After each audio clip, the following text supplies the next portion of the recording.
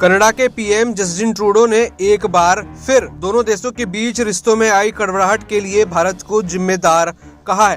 Trudeau ने कहा कि कनाडा ने कभी भी कानूनों के परे या मंतगढ़ंत आरोप नहीं लगाया और आज भी भारत के साथ रचनात्मक रूप से काम कर रहा है। ट्रूडो ने भारत सरकार पर सीधे सीधे कानून को तोड़कर काम करने का इल्जाम लगाया है।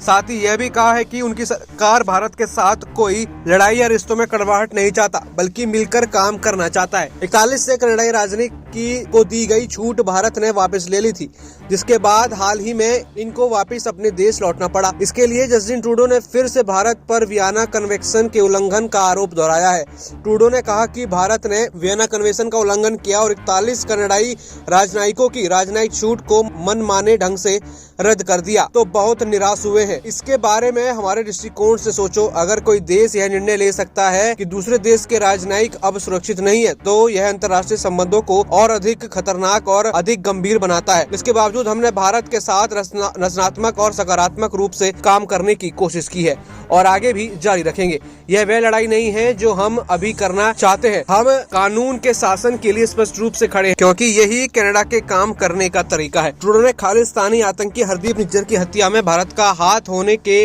अपने आरोप पर कहा कि जब हमें एक कनाडाई नागरिक की हत्या में भारत सरकार के एजेंट शामिल होने की बात पता चला, हमारे पास यह मानने के गंभीर कारण है कि भारत सरकार के एजेंट उनकी हत्या में शामिल हो सकते हैं। इसकी शिकायत लेकर हम भारत पहुंचे और उनसे इस मामले की तह तक जाने के लिए सहयोग मांगा। हमने अमेरिका जैसे अपने दोस्तों और सहयोगी से भी संपर्क किया। ट्रूडो ने कहा, भारत की ओर से सकारात्मक जवाब नहीं मिला, यह निराशाजनक है। हम सभी को अंतर्राष्ट्रीय कानून और लोकतंत्र की संप्रभुता के लिए इस गंभीर उल्लंघन पर काम करना होगा। इसे हम बहुत गंभीरता से ले रहे हैं। हम सभी भागीदारों के साथ काम कर रहे हैं और जांच एजेंसियां अपना काम करना जारी रखेंगी। कनाडा एक ऐसा देश है जो हमेशा कानून के शासन के लिए खड़ा रहेगा, क्योंकि अगर बड़े देश बिना किसी परिणाम के अंतर्राष्ट्रीय कानून उल्लंघन कर सकते हैं तो पूरी दुनिया सभी के लिए और अधिक खतरनाक हो जाती है। तो ये बड़ा हमला यहाँ पर फिर दोबारा भारत के ऊपर जस्टिन ट्रूडो ने किया है।